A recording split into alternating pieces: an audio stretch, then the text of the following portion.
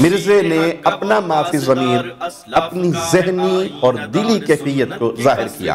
ہم مرزا کے اس مکڑی کے جال سے بھی زیادہ کمزور بودی ڈھال پر انشاءاللہ مزید ضربے لگائیں گے۔ اگر یہ احترام ہے تو مرزے کی گستاخی کتنی خطرناک ہوگی۔ ابھی تو یہ احترام کے اندر یہ سب بکواس کر رہا ہے۔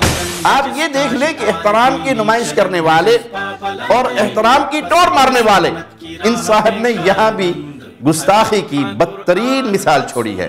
جانور نیوٹرل ہوتا ہے، جانور میں اچھے برے کی تمیز، جبکہ رسول صلی اللہ علیہ وسلم کے صحابہ اہل ایمان سے تھے، پیارے نبی کے انصاری تھے، آپ سے محبت کرنے والے تھے، آپ پہ جان چھڑکنے والے تھے، اللہ کی آیات کو سن کر رونے والے تھے۔ ظالم، تو ایسے لوگوں پر خان صاحب کا جملہ فٹ کرنے کا اظہار کرتے ہو۔ سب کچھ جاننے کے باوجود آپ امیر معاویہ کو رضی اللہ عنہ کس دل سے اور سوچ کے تحت کرتے ہیں؟ یار بڑی بار جواب دے چکا ہوں، چھڑ دو یار، دل پہ پتھر رکھ کے کہتے ہیں، ہمیں پتہ ہے، لیکن کیا کریں، شرعی احکام کئی چیزیں انسان کو ہضم نہیں ہو رہی ہوتی ہیں، لیکن کچھ شرعی حکمتیں ہوتی ہیں، کچھ دین کے تقاضے ہوتے ہیں۔ ہر لمحہ قرآن اور سنت کا ترجمان، فضیلت الشیخ توصیف الرحمن۔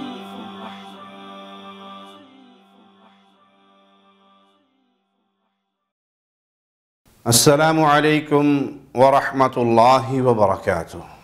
ان الحمد للہ نحمده ونستعینه ونستغفره ونعوذ باللہ من شرور انفسنا ومن سیئات اعمالنا من يهده الله فلا مضل له ومن يضلل فلا هادي له اشهد ان لا اله الا الله وحده لا شريك له واشهد ان محمدا عبدہ ورسولہ، اما بعد۔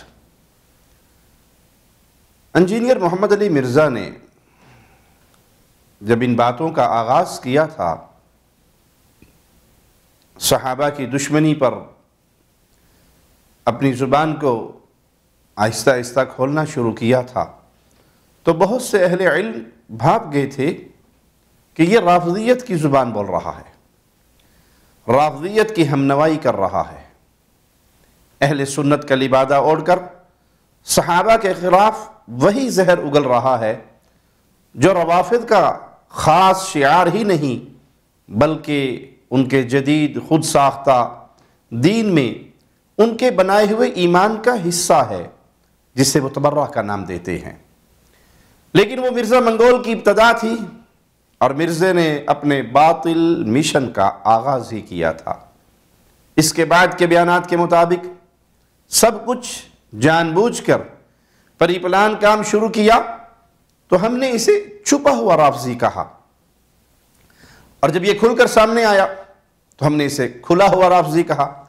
اس کا ذکر کرتے ہوئے مرزا اپنی اس جوابی تقریر میں کہتا ہے، پھر وہ کہتا ہے کہ جی میں نے پہلے کہا تھا یہ چھپا ہوا رافضی ہے، اب میں کہتا ہوں یہ کھلا رافضی ہے۔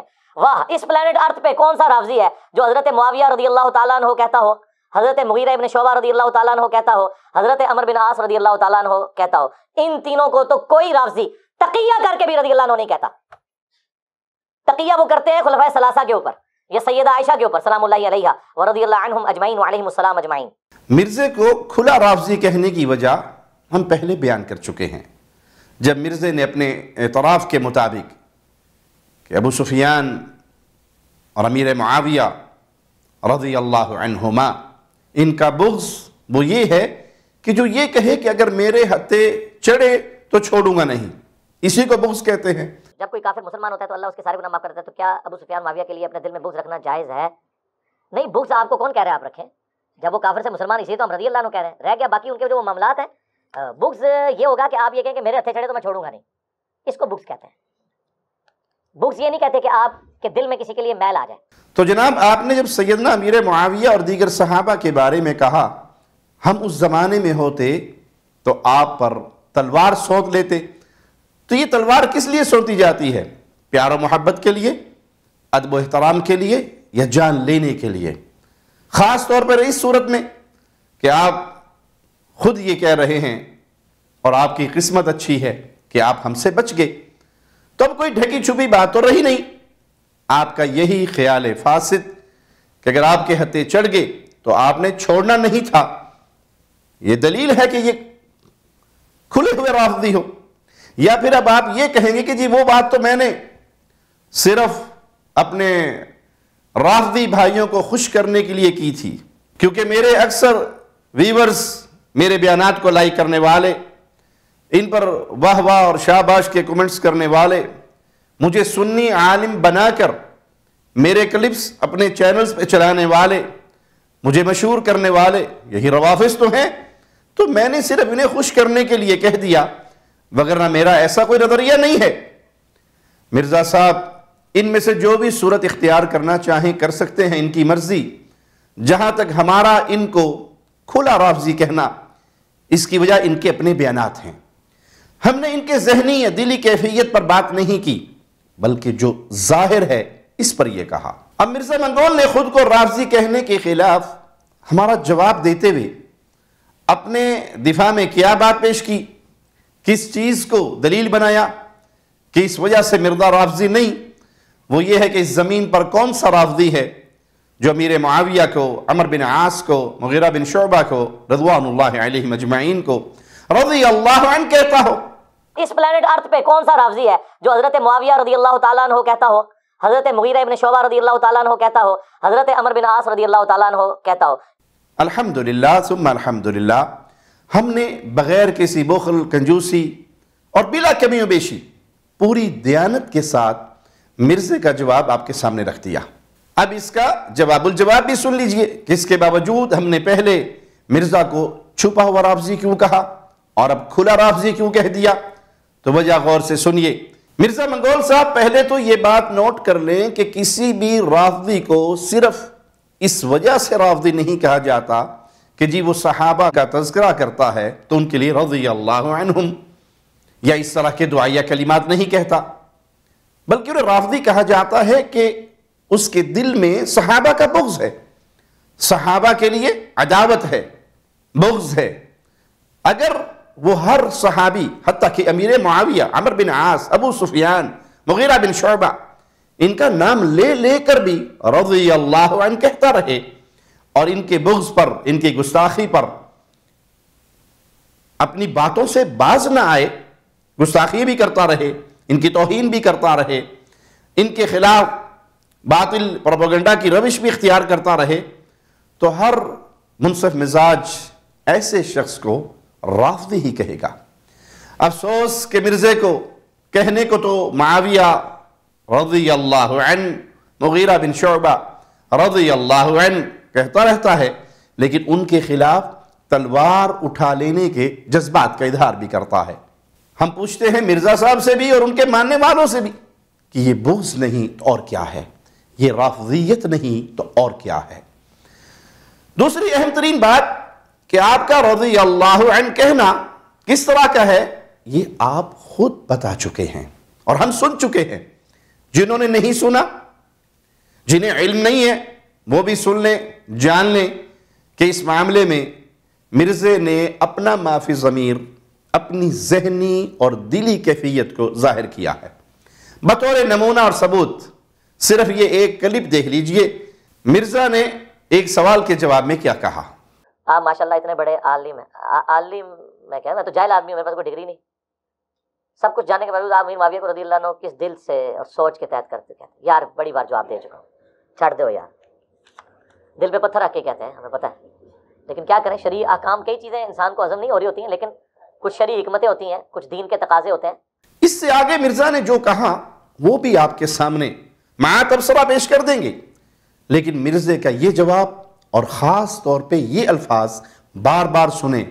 چھڑ دو یار، دل پہ پتھر رکھ کے کہتے ہیں، ہمیں پتہ ہے۔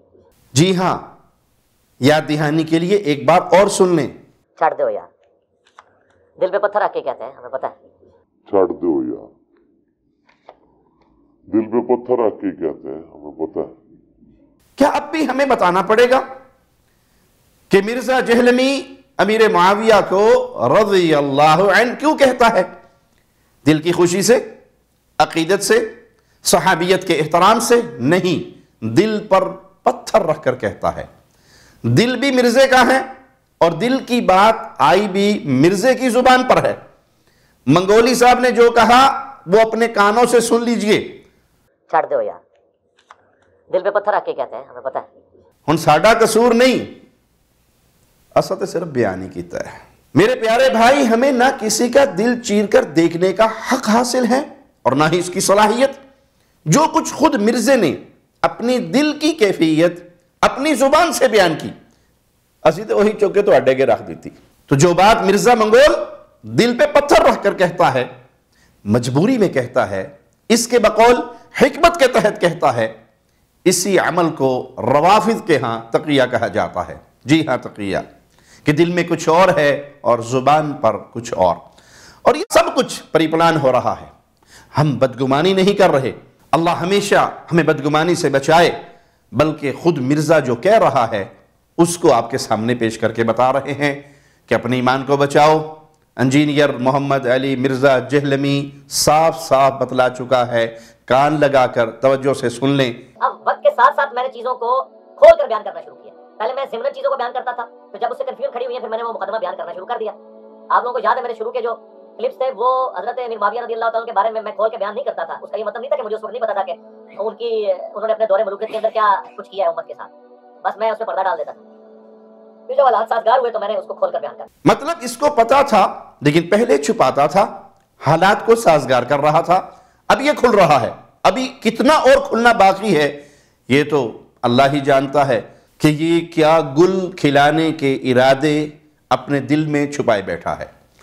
آئیے ہم سبھی سچے دل سے یہ دعا کریں اور اپنی تنہائی کی دعاؤں کے اندر بھی اللہ سے یہ التجا کریں کہ اللہ اس کے تمام باطل ارادوں کی تکمیل سے اسے بچا کر کتاب و سنت کی راہ پہ لوٹا دے۔ کتاب و سنت کے دلائل میں یہ بغض صحابہ کے گمراہ کن باطل زہریلے راستے کو چھوڑ کر حب صحابہ کی راہ اپنا لے۔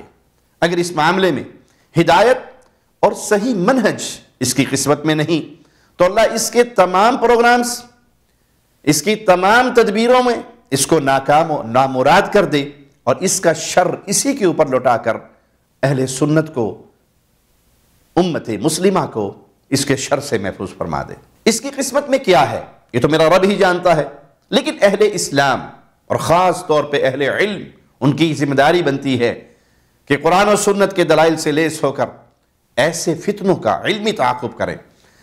اور عوام الناس اہل السنہ، میں ان کو بھی عرض کرنا چاہوں گا، یہ آپ کی ذمہ داری ہے۔ دیکھیے، جاہل سے جاہل رافضی بھی بغض صحابہ کے لیے کچھ نہ کچھ فتنہ ضرور کرتا ہے، اور کچھ نہیں تو اپنے مجرم ذاکروں کی بکواسات کو سوشل میڈیا پر نشر کرتا ہے، لائک کرتا ہے، شیئر کرتا ہے، اس پہ کمنٹس کرتا ہے۔ اگر کہیں اہل السنہ کے کسی عالم نے صحابہ کا دفاع کیا ہو تو اس کے نیچے آ کر وہ صحابہ کے خلاف اپنی ناپاک، گندی، پلیت زبان کو دراز کرتا ہے۔ تو اے نوجوان، اے صحابہ کی محبت کو اپنے دلوں میں سجانے والے، اہل بیت کی محبت کو اپنے دلوں کا نور بنانے والے سنی، کم از کم اتنا تو کرو کہ جو علماء صحابہ کی عزت، اہل بیت کی عزت کے دفاع کے لیے آواز بلند کر رہے ہیں، ان علماء کے اس کام کو آگے نشر تو کرو، آگے پہنچاؤ۔ آپ خود بول نہیں سکتے تو کم از کم علماء کی گفتگو نشر کرو۔ کوئی ایک شخص بھی بغض صحابہ کی راہ سے ہٹ کر حب صحابہ کی راہ پہ چل پڑا تو اللہ کی رحمت سے وہ جنت کے راستوں میں سے ایک راستے کو اپنا چکا ہے۔ اگر اس کا عقیدہ درست ہے، ایمان درست ہے، توحید کے معاملے میں کھڑا ہے، تو یہ محبت اسے قیامت کے دن صحابہ کا ساتھی بنا دے گی۔ اور الحمدللہ ہمیں دیکھ کر خوشی ہوتی ہے کہ اس جدید مرزائی فتنے کا تعاقب کرنے اور اسے علمی طور پر لگام دینے میں جہاں بڑے علماء اپنا کردار ادا کر رہے ہیں، وہاں بعض نوجوان خوب سرگرم ہو کر اس کو مشن بنا کر اس کے باطل اعتراضات کا بھرپور جواب تیار کر کے وہ بھی عوام الناس کے سامنے اس کے چہرے سے نقاب نوچ کر اہل سنت کو اس کی اصل رافضیت دکھا رہے ہیں۔ اور ان میں ہمارے حیدرآباد کے بہت پیارے ساتھی محمدی لائبریری والے بھائی سیف اللہ محمدی حافظہ اللہ، وہ اس کا اچھا تعاقب کر رہے ہیں۔ کئی دفعہ میں ان کے بیانات کو سنتا ہوں، موقع ملتا ہے تو دل سے ان کے لیے ڈھیروں دعائیں نکلتی ہیں۔ اللہ تجھے تیرے پیارے ناموں کا واسطہ ہے مولا، اہل و سنہ کے ہر اس عالم کو، ہر اس شخص کو، ہر اس غیور کو جو آج کے دور میں صحابہ کی عزت، اہل بیت کی عزت کے دفاع میں لگا ہوا ہے اور وہ راہ حق پر ہے، اہل توحید میں سے ہے، اے اللہ تو اس کی مال میں، اس کی جان میں، اس کی عزت میں، اس کے رزق میں، اس کی اولاد میں، اس کی زبان میں، اس کے قلم میں ڈھیروں برکتوں کا نزول فرما اور اسے اپنی خاص رحمتوں کی چادر میں ڈھانپ لے، اور اس مشن کو آگے بڑھانے والوں میں اللہ تو ہمیں بھی قبول فرما لے۔ آئیے اپنے اصل موضوع کی طرف لوٹتے ہیں۔ مرزا نے رضی اللہ عنہ کہنے کو اپنی ڈھال بنانا چاہا، لیکن آپ دیکھ چکے ہیں کہ ان کے اپنے ہی اس بیان سے ان کی ڈھال چکنا چور ہو چکی ہے، چھلنی ہو چکی ہے۔ وہ تو بطور حکمت اور در حقیقت بطور مکر و فریب اور چال چلتے ہوئے دل پر پتھر رکھ کر یہ کہتے ہیں، مرزا صاحب یا تو دل سے پتھر ہٹا دے یا پھر اس بات کو ڈھال نہ بنائیں، آپ کا سارا مکر و فریب اہل سنت کے سامنے واضح ہو چکا ہے۔ وَمَكَرُوا وَمَكَرَ اللَّهُ وَاللَّهُ خَيْرُ الْمَاكِرِينَ، انہوں نے خفیہ چالیں چلی اور اللہ نے بھی تدبیر فرمائی، اور اللہ بہترین تدبیر کرنے والا ہے۔ مزید سن لیں، دل پہ پتھر والی بات سے آگے مرزا نے کیا کہا، ہم مرزا کے اس مکڑی کے جال سے بھی زیادہ کمزور بودی ڈھال پر انشاءاللہ مزید ضربے لگائیں گے، اور ایک بار پھر انشاءاللہ جاء الحق وزہق الباطل ان الباطل کان زہوقا، یہ منظر آپ کے سامنے آیا ہوگا۔ تو سنیے مرزا کیا کہتا ہے۔ میں نے اپنی ویڈیوز میں کئی بار بولا ہے کہ وہ شرعی تقاضے جن کا لحاظ حضرت معاویہ رضی اللہ تعالیٰ عنہ نے اپنے دور ملوکیت میں نہیں رکھا، ان میں سے کئی باتیں جن کا ہمیں لحاظ ہوتا ہے۔ ان میں سے ایک یہ ہے کہ جس نے حضور کو اسلام کی حالت میں دیکھ کے کلمہ پڑھا ہے، ہم اس کی صحابیت کا احترام کرتے ہوئے اس کے لیے دعائے خیر کرتے ہیں۔ انا للہ و انا الیہ راجعون، یقیناً ایسی باتیں وہی کر سکتا ہے جو پوری پلاننگ کے تحت گیم کر رہا ہو۔ کم عقل سے کم عقل بندہ بھی بآسانی سمجھ سکتا ہے کہ دل پر پتھر رکھ کر رضی اللہ عنہ کہنے والا اس جگہ اپنے الفاظ کے ذریعے صحابی رسول امیر معاویہ رضی اللہ عنہ وارضاہ پر اپنی برتری ثابت کرنے کی چال چل رہا ہے کہ امیر معاویہ نے تو شرعی تقاضوں کا لحاظ نہ رکھا، نعوذ باللہ ثم نعوذ باللہ، اور دل پر پتھر کا بوجھ رکھنے والا بوجھل دل سے گھٹ گھٹ کر معاویہ کو رضی اللہ عنہ کہنے والا تمام شرعی تقاضوں کا خیال رکھ رہا ہے۔ واہ جناب واہ، کیا کہنے مرزا منگول صاحب، کیا شاطر دماغ پایا اور کیسا چال باز مزاج پایا ہے کہ جناب نے اپنی تمام تر گستاخیوں کو احترام بنا دیا۔ کیا یہ احترام ہوتا ہے؟ اگر یہ احترام ہے تو مرزے کی گستاخی کتنی خطرناک ہوگی۔ ابھی تو یہ احترام کے اندر یہ سب بکواس کر رہا ہے، اگر یہ اس کا احترام ہے تو خود سوچئے کہ یہ ظالم مجرم جب گستاخی کرنے پر اترے گا تو پھر اس کی گستاخی کیسی ہوگی۔ حالانکہ حقیقت یہ ہے کہ احترام تو اس کو چھو کر بھی نہیں گزرا۔ دیکھیے اس کے نام نہاد خود ساختہ جیلی احترام کی دو ایک مزید صورتیں، اور دیکھیے کم عقلی کا شہکار نمونہ بنتے ہوئے اپنی ہی ڈھال پر ایک اور وار کر کے کیسے چھلنی کرتا ہے اور کیسے اپنی گستاخی کا ایک اور نمونہ چھوڑتا ہے۔ اپنے خیال کے مطابق میرے جواب میں دیے اپنی اسی بیان میں مرزا نے جو کہا 14 منٹ کے بعد سنیں، مجھ سے مخاطب ہو کر کہتا ہے، اور پھر کہتا ہے کہ تو نے اگر زیادہ سے زیادہ کہنا ہی تھا نا تو تو یہ کہہ لیتا، وہ مجھے مشورہ دے رہا ہے کہ جو صحابہ کے 3 گروہ بنے تھے نا، جو تیسرا نیوٹرل گروہ تھا نا، تو کہتا میں ان میں شامل ہوتا۔ واہ واہ، چنگی مات پہ دینا ہے منو، ہاں؟ اب وہ میں عمران خان صاحب والا جملہ بھی نہیں نیوٹرل کے اوپر بول سکتا یہاں پہ، ورنہ انہوں نے میرے اوپر فتویٰ لگا دینا ہے۔ چنگے تو مشورے پہ دینا ہے۔ اوہو، یہ میں کس کو مت مشورہ دے بیٹھا، اس کی حرکتیں بتا رہی ہے کہ یہ تو اس قدر تکبر کا شکار ہو چکا ہے کہ خود کو مشورہ سے بھی بالا تر سمجھنے لگا۔ ہاں، اگر احترام کا دعوے کرنے والا اس گستاخ کو احترام کے لائق عمل اختیار کرنے کا مشورہ دینے کی بجائے اس کا کوئی رافضی پیٹی بھائی اسے مزید گستاخی کا مشورہ دیتا تو مرزا منگول کے دل کو بڑی تسکین پہنچتی۔ جس طرح اپنا چہرہ بگاڑ کر جناب بولے ہیں، اس سے تو یہی نظر آتا ہے کہ اس پر یہ بڑے سیخ پا ہوئے ہیں۔ چلیے اللہ اسے ہدایت دے۔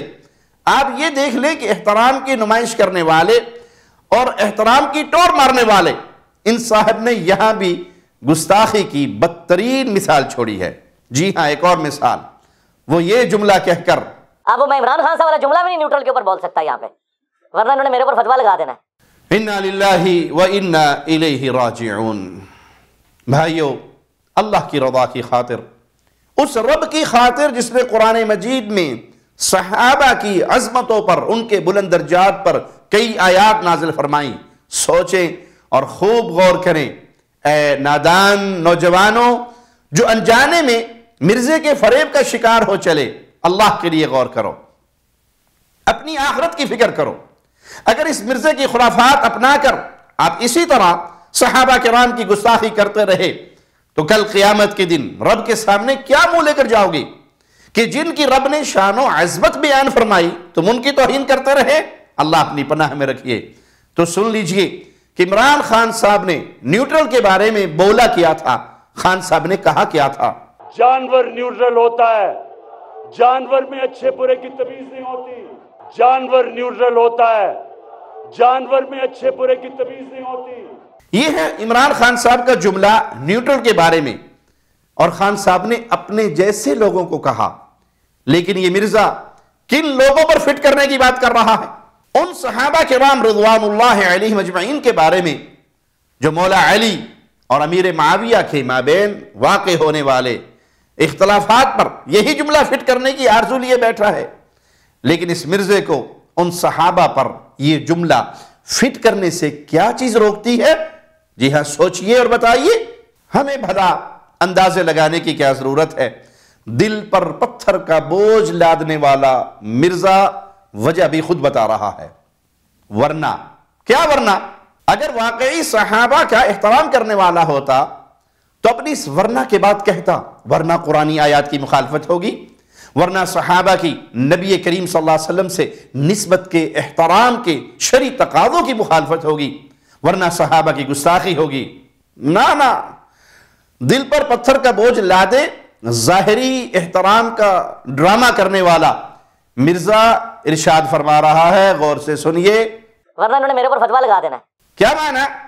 خود فتوے سے بچنے کے لیے نہیں کہا اِنَّا لِلَّهِ وَإِنَّا إِلَيْهِ راجعون۔ افسوس اس کی سوچ پر، اس کے مزاج پر، اس کی عقل پر، پتھر کے بوجھ تلے دبے ہوئے اس کے سیاہ دل پر نہ شرعی تقاضوں کی فکر، نہ نبی کریم صلی اللہ علیہ وسلم کی نسبت کا خیال، اور نہ صحابہ کرام رضوان اللہ علیہم اجمعین کا احترام کا خیال، کہ یہ وہ مبارک ہستیاں ہیں جن کی آنکھوں نے مصطفیٰ کے مبارک مکھڑے کا دیدار کیا ہے۔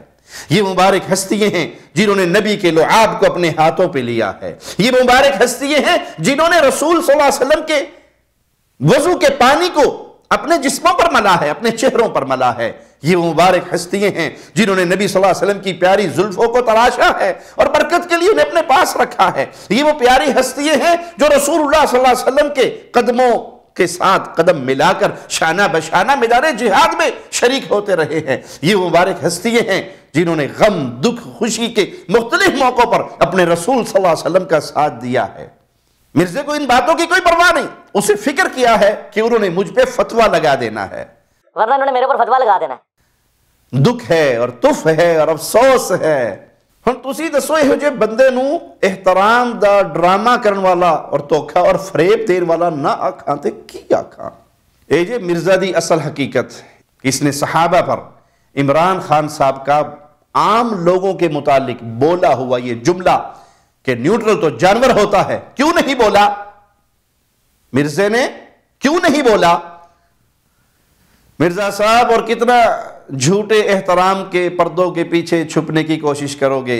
ہم تمہارے چہرے پر پڑی ہوئی یہ احترام کی جھوٹی چادروں کو نوچ کر گٹر کے اندر پھینکیں گے اور تمہاری رافضیت کو لوگوں کے سامنے کھل کر بیان کریں گے، کیونکہ ابھی مصطفیٰ علیہ السلام کے جانثار پیارے حبیب علیہ السلام کی پیاری جماعت کے غلام، آقا کے غلام اور آقا کے غلاموں کے غلام ابھی زندہ ہیں، صحابہ کے غلام ابھی زندہ ہیں، اہل الحدیث ابھی زندہ ہیں، اہل السنہ والجماعہ ابھی زندہ ہیں، صحابہ کے خلاف تمہارے مکر و فریب کے بنے ہوئے تمام جالوں کو ہم ادھیڑ پھینکیں گے، تمہاری تمام کارستانیوں کو ہم لوگوں کے سامنے ننگا کر کے تمہاری اصل حقیقت کو بتائیں گے کہ تم نام نہاد احترام کے فریب کا جال بن کر اپنے چہرے کو اس کے پیچھے چھپا کر اصل خمینی ازم کی خدمت کر رہے ہو، اصل رافضیت کی خدمت کر رہے ہو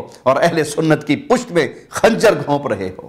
نبی کریم صلی اللہ علیہ وسلم کے صحابہ پر عمران خان صاحب کا بیان فٹ کرنے کی بات کرنے والا اتنا تو سوچ لیتا، وہ کون سے جن اور انس ہیں جن کے بارے میں قرآنی آیات آواز لگا رہی ہیں، پکار رہی ہیں، سنا رہی ہیں۔ وَلَقَدْ ذَرَأْنَا لِجَهَنَّمَ كَثِيرًا مِنَ الْجِنِّ وَالْإِنسِ لَهُمْ قُلُوبٌ لَا يَفْقَهُونَ بِهَا وَلَهُمْ أَعْيُنٌ لَا يُبْصِرُونَ بِهَا وَلَهُمْ آذَانٌ لَا يَسْمَعُونَ بِهَا أُولَئِكَ كَالْأَنْعَامِ بَلْ هُمْ أَضَلُّ أُولَئِكَ هُمُ الْغَافِلُونَ۔ اور یقیناً ہم نے بہت سے جن اور انس جہنم کے لیے پیدا کیے ہیں، ان کے دل ہیں جن کے ساتھ وہ سمجھتے نہیں، ان کی آنکھیں ہیں جن کے ساتھ وہ دیکھتے نہیں، ان کے کان ہیں جن کے ساتھ وہ سنتے نہیں۔ یہ وہ لوگ ہیں جو جانوروں جیسے ہیں بلکہ یہ زیادہ گمراہ ہیں، یہی وہ لوگ ہیں جو غافل ہیں۔ اسی طرح سورۃ الفرقان کی آیت نمبر 41 سے لے کر 44 تک پڑھ لیجئے اور دیکھیے قرآن مجید نے جانور کی طرح یہ کن لوگوں کو قرار دیا ہے؟ جو مشرک تھے، جو کافر تھے، جو بے دین تھے، جو رسول اللہ صلی اللہ علیہ وسلم کے دشمن تھے، جو آپ صلی اللہ علیہ وسلم کا مذاق اڑانے والے تھے۔ وہ دل رکھتے ہوئے نہیں سمجھتے تھے، آنکھیں رکھتے ہوئے نہیں دیکھتے تھے، جبکہ رسول صلی اللہ علیہ وسلم کے صحابہ اہل ایمان سے تھے، پیارے نبی کے انصاری تھے، آپ سے محبت کرنے والے تھے، آپ پہ جان چھڑکنے والے تھے، اللہ کی آیات کو سن کر رونے والے تھے۔ ظالم، تو ایسے لوگوں پر خان صاحب کا جملہ فٹ کرنے کا اظہار کرتے ہو، اور اگر نہیں کر رہے تو صرف اس لیے، اس ڈر سے کہ تیری ذات پہ فتویٰ لگ جائے گا، تو پھر ہے تیرے جمندے ہوتے، ورنہ انہوں نے میرے اوپر فتویٰ لگا دینا ہے۔ اب کر کے دکھاؤ اپنی اس باطل بات کی تعویل، تمہاری ساری بیکار انجینئرنگ نکال دیں گے۔ باقی نیوٹرل والی بات کا انشاءاللہ ہم الگ سے جائزہ لیں گے۔ عزیز ساتھیوں، اہل سنت عوام، پیارے اہل ایمان بھائیوں، دل پر پتھر رکھ کر رضی اللہ عنہ کہنے والے کی گستاخی کا سلسلہ اتنا مختصر نہیں۔ میرے خلاف کی ہوئی اسی تقریر میں اس نے یہ بھی بول دیا، جی ہاں، خود مرزا کی اصطلاح کے مطابق بول دیا۔ آپ اس کا یہ بیان 37ویں منٹ سے سنیں۔ اللہ کے بندو، تم لوگوں کا تو حال یہ ہے کہ پہلے خلیفہ کے مخالفین کون کہتے ہیں؟ جی مرتد۔ دوسرے خلیفہ کے مخالفین کون کہتے ہیں؟ جی کافر، رومنز اور پرشینز۔ تیسرے خلیفہ کے مخالفین کون کہتے ہیں؟ جی بلوائی۔ چوتھے خلیفہ کے مخالفین کون؟ اے رضی اللہ عنہ۔ چوتھے کے ساتھ اتنی دشمنی؟ چوتھا تو وہ ہے جس کے ہر مخالف کے بارے میں بخاری مسلم میں رسول اللہ کی حدیثیں ہیں۔ کچھ اسی طرح کی باتیں رافضی بھی کہتے ہیں، انشاءاللہ ہم ثبوت بھی پیش کریں گے۔ فی الحال ہم صرف اتنا بتانا چاہتے ہیں اور یہ واضح کرنا چاہتے ہیں کہ صحابہ کے ذکر پر یہ جو رضی اللہ عنہ کہہ دیتا ہے اور اس بات کو اپنے لیے ڈھال بناتا ہے کہ دیکھو جی میں رافضی نہیں، اس زمین پر کون سا ایسا رافضی ہے جو ان صحابہ کے نام کے ساتھ رضی اللہ عنہ کہتا ہو؟ تو یہ دین کی بات ہے۔ دین کی بات ہم جیسے ادنا درجے کے طالب علموں کے سامنے بھی اس کی ساری مذہبی انجینئری بری طرح فیل، ناکام و نامراد ثابت ہو جاتی ہے، تو اس کی انجینئری کی یہ ڈھال مزید پھٹ کر رہ جاتی ہے۔ آپ اس کا بیان اور اس کا یہ حصہ ذرا غور سے دوبارہ دیکھیں۔ اس دوران اس کے چہرے کے تاثرات اور اعراض کی تصویر بنتے ہوئے اس کا گردن موڑ کر رضی اللہ عنہ کہنا بھی دیکھیں۔ چوتھے خلیفہ کے مخالفین کون؟ اے رضی اللہ عنہ۔ چوتھے خلیفہ کے مخالفین کون؟ اے رضی اللہ عنہ۔ چوتھے کے ساتھ اتنی دشمنی؟ پھر سے خوب توجہ سے سن لیں، دیکھ لیں، معائنہ کر لیں، بار بار سوچیں یہ کیا کہہ رہا ہے اور کس طرح اس کا فریب آشکارا ہو رہا ہے۔ چوتھے خلیفہ کے مخالفین کون؟ اے رضی اللہ عنہ۔ جی منگول صاحب، اس جملے پر بار بار غور کریں۔ یہ تو چوتھے خلیفہ راشد مولا علی رضی اللہ عنہ وارضاہ کے مخالفین کے لیے رضی اللہ عنہ کہنے پر صرف اعتراض ہی نہیں کر رہا بلکہ ان مخالفین کے لیے رضی اللہ عنہم کہنے کو سیدنا علی سے دشمنی قرار دے رہا ہے۔ لو آپ اپنے دام میں سیاد آ گیا، انجینئر صاحب باملاحظہ ہوشیار، آپ اپنی ہی اس ضرب کاری سے اپنی شہرت کو کاٹ چکے ہیں، کیونکہ مولا علی علیہ السلام کے مخالفین کے لیے رضی اللہ عنہ تو آپ بھی تقریباً ہر بار کہتے ہیں، اپنے فارمولے سے ہی خود آپ دشمنان علی کی لسٹ میں شامل ہو چکے ہیں۔ یہ میرا فتویٰ نہیں، آپ کا اپنا فارمولہ ہے۔ اگر مرزا ڈھٹائی، ضد، ہٹ درمی چھوڑ کر اس بات پہ غور کرے تو حسرت و یاس کی تصویر بنے، خود کو اس شعر کا مصداق پائے گا، تمام شب کی خونریز جنگ کا یہ حاصل، اندھیرا بہت تھا اپنے ہی دست و پا سے لڑے۔ نا سر رکو ذرا، صبر کرو۔ مرزا صاحب نے اپنی تقریر کی ابتدا میں ہم پر یہ تہمت لگائی، اب پتہ چل گیا کہ اس زمانے میں جو حضرت علی کے مخالفین تھے وہ کون تھے، یہی وہابی پارٹی۔ لیکن اپنی فلسفی اور انجینئرنگ کے مطابق، خود اپنے فارمولے کے مطابق دشمن علی بن چکا اور ثابت ہو چکا۔ اور صرف اتنا ہی نہیں، مزید سنیے، یہ تو ہے ہی امیر المؤمنین علی رضی اللہ عنہ وارضاہ کی تعلیمات کا مخالف، کیونکہ یہ اپنے اس جملے کے مطابق چوتھے خلیفہ کے مخالفین کے لیے رضی اللہ عنہ کہنے کو بھی علی سے دشمنی قرار دے چکا ہے، جبکہ اس کو پتا ہے کہ امیر المؤمنین امیر علی علیہ السلام ایسا نہیں سمجھتے۔ سیدنا علی کا موقف کیا تھا، ان کی تعلیم کیا تھی، ان کا فیصلہ کیا تھا، میں بتا بھی دوں تو اس نے بھی لگ جانا ہے، اس لیے اس کی اپنی آواز میں، اس کی ویڈیو میں اور اس کے اوریجنل اسکین کے ساتھ امیر المؤمنین امیر علی رضی اللہ عنہ کا فرمان سن لیں۔ ہمارے جواب میں بنائی اسی ویڈیو کو 52 منٹ کے بعد سے سنیں۔ علی مرزا کہتا ہے، اور یہاں تک فرمایا کہ مصنف ابن ابی شیبہ میں موجود ہے کہ میں اللہ سے امید کرتا ہوں کہ میرے مخالفین جو اہل شام ہیں، مقتولین صفین، یہ بھی جنت میں چلے جائیں گے، اللہ انہیں معاف کرے گا، اور پھر مقدمہ میرے اور معاویہ کے درمیان اللہ کی بارگاہ میں طے ہوگا۔ یہ مقدمہ بھی طے ہونا ہے، یہ دنیا میں طے کر کے بیٹھے میں۔ پیارے بھائیو، اس حدیث کا ترجمہ کرتے ہوئے مرزے نے مخمل میں جو ٹاٹ کے بیکار پیوند لگائے ہیں، انہیں چھوڑ کر امیر المؤمنین علی رضی اللہ عنہ وارضاہ کا اصل فرمان دیکھنے کے لیے آپ اس کی طرف سے پیش کردہ کتاب کا اسکین دیکھ لیں۔ اور اب آئیے اصل بات جاننے کے لیے مصنف ابن ابی شیبہ کی طرف۔ جب امیر المؤمنین امیر علی سے مقتولین یوم صفین کے بارے میں سوال ہوا تو آپ کیا فرماتے ہیں؟ قتلانا وقتلاہم فی الجنہ، ان کے اور ہمارے مقتول دونوں جنتی ہیں۔ اور آگے کیا کہا؟ وَيَصِيرُ الْأَمْرُ إِلَيَّ وَإِلَى مُعَاوِيَةَ، اور معاملہ میرا اور معاویہ کا رہ جاتا ہے۔ ہاں جی، انٹرنیشنل نمبرنگ اوریجنل جی پی جی والے ہو، کتھے ٹر گئے ہو؟ نال نال ہو جو، نیڑے نیڑے ہو جو، اکھاں کھول لو، کان لا کے غور نال سنو۔ مرزیاں دا انجینئر منڈا سچی گل دس گیا جے۔ جب امیر المؤمنین علی رضی اللہ عنہ وارضاہ خود اپنے مقابلے میں آئے جنگ صفین کے تمام شہداء، خواہ وہ امیر المؤمنین امیر علی کے لشکر سے ہوں یا امیر معاویہ کے لشکر سے، دونوں کو شہداء اور جنتی قرار دے چکے ہوں، تو اس مرزے کو کیا حق پہنچتا ہے کہ مخالفین علی کے لیے رضی اللہ عنہ کے استعمال کو علی سے دشمنی قرار دے؟ چوتھے خلیفہ کے مخالفین کون؟ رضی اللہ عنہ۔ چوتھے کے ساتھ اتنی دشمنی؟ انصاف سے کام لیجئے اور انصاف سے بتائیے، خاص طور پر مرزے کے وہ فالوورز جو ان کی انٹرنیشنل نمبرنگ اور اوریجنل جی پی جی کی چکا چوند میں راہ بھٹک چکے ہیں۔ امیر المؤمنین امیر علی علیہ السلام کا اصل مخالف مرزا ہیں یا ہم جیسے مسکین لوگ؟ اور مامیاں ہونتے ناسبی بھی ثابت ہو گیا ہیں اپنی فلسفی کے مطابق۔ ہن ٹھنڈ پئی، آرام ہے، ہن اینو کہی دا ہن پیر تلے آیا، داڑ جوگا تو ہے نہیں، ہن آیا پیر تلے۔ تو پیارے بھائیو، خلاصہ کلام علی مرزا کا امیر معاویہ، عمر بن عاص، مغیرہ بن شعبہ، ان ناموں کے ساتھ رضی اللہ عنہ کہنے سے اس کی پیشانی پر رافضیت کا جو کالا سیاہ داغ و دھبا لگا ہے وہ نہیں مٹتا،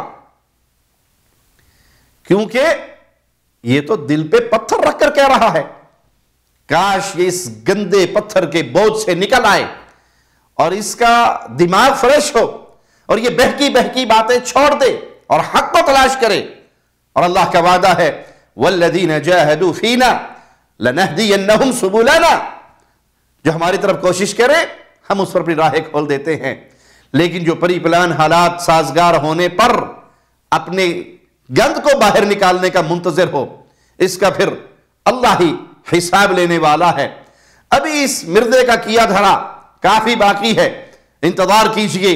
غلامان صحابہ جب تک زندہ رہیں گے اس طرح کے رافضیوں کی خباثت کو لوگوں کے سامنے بیان کرتے رہیں گے، صرف اس لیے کہ اللہ راضی ہو جائے اور جنت الفردوس میں پیارے نبی صلی اللہ علیہ وسلم کا، آپ کے پیارے صحابہ کا، آپ کے اہل بیت کا پڑوس نصیب ہو جائے. ہو سکتا ہے یہی نیکی اللہ مالک اپنی جناب میں قبول کر لے اور ہماری نجات کا ذریعہ بنا دے. اے اللہ تجھے تیرے پیارے چہرے کا واسطہ ہے مولا، جب تک زندہ رکھنا، ایمان کی بہترین حالت میں رکھنا. مالک و مولا جب موت دینا تو ایمان کی بہترین حالت میں دینا. جب تک زندہ رہیں، زندگی کے آخری سانس تک مالک تجھ سے بھیک مانگتے ہوئے سوالی ہیں، ہمیں اپنی توحید کا پیغام پھیلانے والا بنا کر رکھنا. نبی کریم صلی اللہ علیہ وسلم کی رسالت اور آپ کی ختم نبوت کا چوکیدار بنا کر رکھنا. پیارے نبی کے پیارے اہل بیت اور پیارے نبی کے پیارے صحابہ کی عزت کا خادم و چوکیدار بنا کے رکھنا. یہ نوکری چاکری اپنے دین کی ہم جیسے گناہگاروں سے اے مالک لیتے رہنا، اور اسی نوکری کو اپنی رحمت سے، اپنے فضل سے، اپنے کرم سے اپنی جناب میں قبول فرما کر ہماری زندگی بھر کی خطاؤں کو معاف فرما کر ہمیں جنت الفردوس میں بغیر عذاب کے، بغیر حساب کے، بغیر کسی سابقہ عقاب کے ہمارے مشائخ کے ساتھ، علماء کے ساتھ، والدین کے ساتھ، بیوی بچوں کے ساتھ، دوست و احباب کے ساتھ مصطفیٰ علیہ السلام کا پڑوس عطا فرمانا. اور مالک تو ہر چیز پہ قادر ہے مولا، ہمارے دل سے نکلی ہوئی ان دعاؤں کو اپنی رحمت سے قبول فرما لے. اقول قولی ھذا واستغفر اللہ لی ولکم ولسائر المسلمین فاستغفروہ انہ هو الغفور الرحیم. ہر لمحہ قرآن اور سنت کا ترجمان، فضیلت الشیخ توصیف الرحمن.